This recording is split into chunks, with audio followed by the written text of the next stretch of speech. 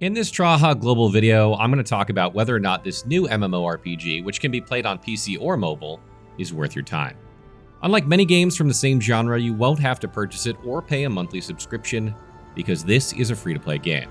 What's more is you're not gated from engaging in specific activities either, meaning you can participate in them without spending real dollars. Additionally, we're going to run you through TRAHA Global's unique gameplay mechanics, like the Infinity class system, and how well it integrates into combat to help you decide whether this is an MMO for you or not. This is a sponsored post. Please note sponsored posts are only sponsoring coverage. Our opinions on the game are our own and not affected by any business relationships with developers or publishers.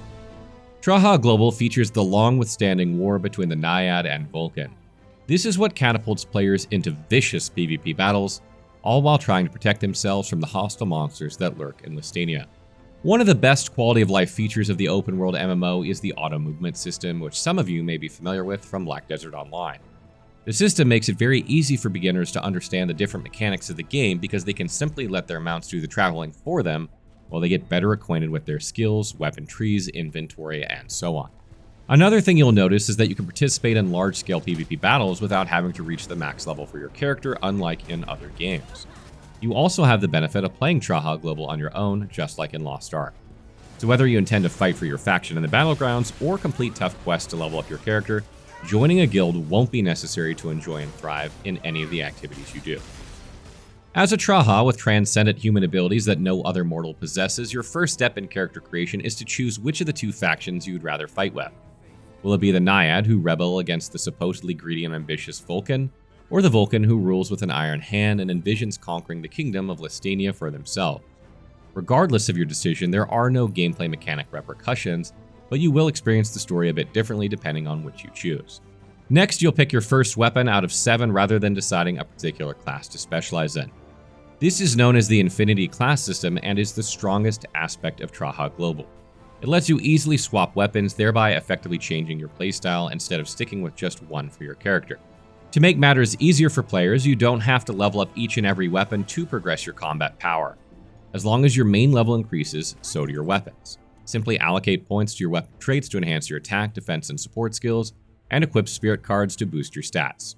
If you're going for a more DPS-oriented build with high agility, then dual blades, knuckles, or scythe should be your priority. If you prefer to be a protector whose main goal is to tank and take damage on behalf of your party, then choosing the greatsword or shield should benefit you. And if you want a buff while providing heals every now and then consider selecting the staff or bow. No matter which weapon you choose, you still have the capability to deal decent damage, it's just that some are more multifunctional depending on what you want your build to look like. When it comes to swapping weapons, some perform better in certain situations than others. For instance, the bow is preferable in cases where there are other players on the battlefield who can distract enemies in melee range. This is due to how aggressive the mobs are and how quickly they can swap aggro if you deal too much damage. But if you were to fight against a single enemy like a boss, you'll need to move around a great distance between the both of you. In terms of the weapon's skills, you'll be able to easily change them and their corresponding follow-throughs. These are supporting abilities that you can further trigger the moment you activate specific skills. For instance, you can change the Scythe's Soul Grip support ability from the default Grab to Dark Thorn to attack targets from afar. Similar to active skills, you're also able to change passives without any cost. Finally, you gain access to equipment by fighting against enemies, monsters, and other players, as well as finishing quests. These are then improved via the upgrades menu, giving you multiple crafting options such as the core, enchanting, upgrade trinket slot, and engrave. But it's important to stress that they pertain to boosting the stats of every weapon, outfit, and trinket you are wearing.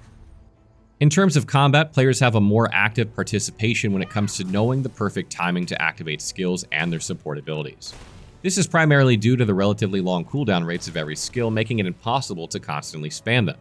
Instead, you will need to pay attention to how each of these interacts with each other in hopes of dealing greater damage or healing allies effectively. For instance, the Windmill is a must-have scythe skill because it inflicts massive damage based on how fast you move. Once fully charged, you should trigger its Demonic Windmill Change skill to amplify the damage while restoring a portion of your HP. This is instrumental to scythe wielders to help them survive longer in combat. Alternatively, you can pick Torture instead in order to maximize your damage, especially if there are support allies around who can heal you. TRAHA Global features multiple activities for those who enjoy PvE and PvP, but between the two, the latter is more fleshed out. In PvE, you will kill mobs and bosses via kingdom, solo dungeons, and field bosses. Dungeons here are not as mechanical and intricate by design as in Elder Scrolls Online or Lost Ark, so don't expect that.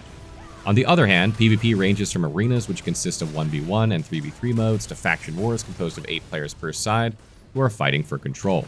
There is one PvEVP event known as Conquest Battles that is time-bound unlike the others. Conquests are particularly exciting because they are comprised of up to 200 people per faction. Before the arrival of the Fallen Lord, you must do everything to eliminate the invading group. Afterward, whoever deals the most amount of damage against him wins. The final part of this battle happens after defeating the boss, at which point you'll have to defeat the other faction entirely to accumulate PvP points.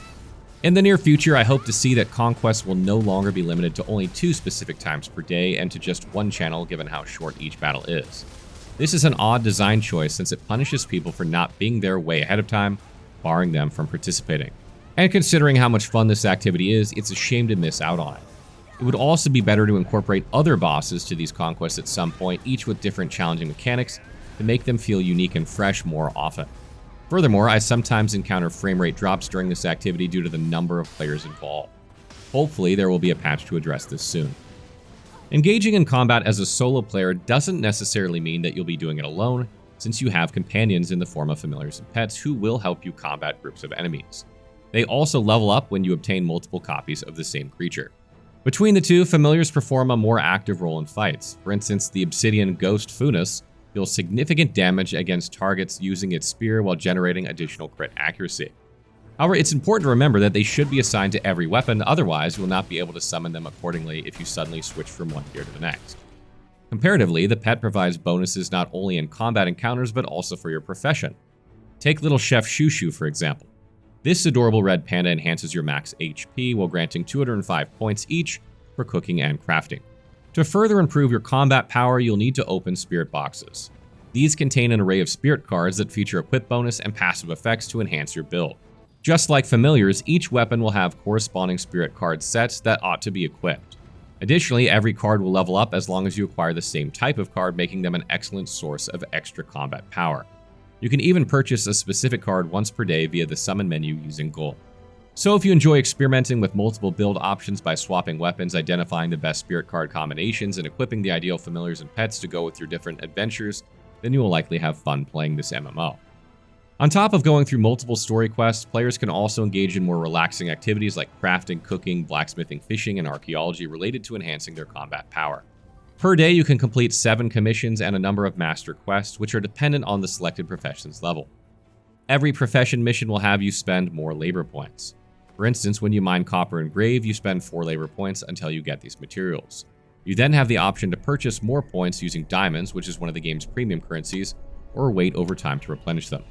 What I do appreciate in TRAHA Global is how streamlined the resource gathering is. So if you were to say craft a level 10 sturdy fishing rod, you can simply click on one of the required materials and hit the location button to identify where to get them. In Cedar Lumber's case, you can gather cedar or purchase it from a regional shop. You'll then have to craft the lumber afterward. Rather than manually searching for the item's whereabouts in the vast open world game, you're provided with several options to acquire them efficiently, unlike in most MMOs. You should also remember that leveling up these professions grants points which are used for profession traits.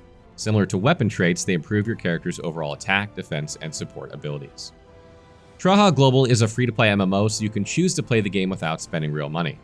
In fact, the developers are very generous when it comes to rewarding players with premium currency, familiars, and more by completing quests and engaging in dungeons, PvP, and other events.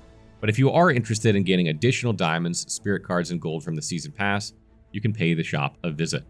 You can also use our code TRAHA Global Fextra Life to receive 1,000 free diamonds, which is about the equivalent of 11 USD if you want to check out the game. Final thoughts. TRAHA Global is a free-to-play title which aims to streamline the qualities that make other MMOs tedious to play.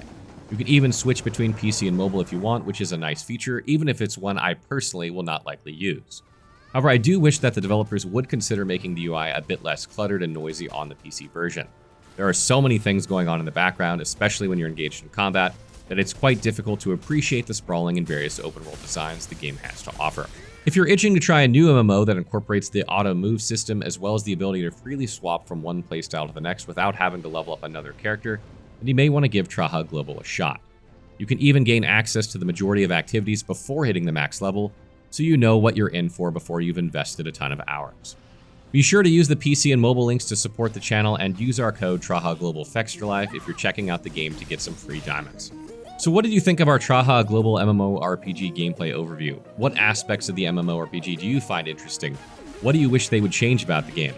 Let us know in the comments below.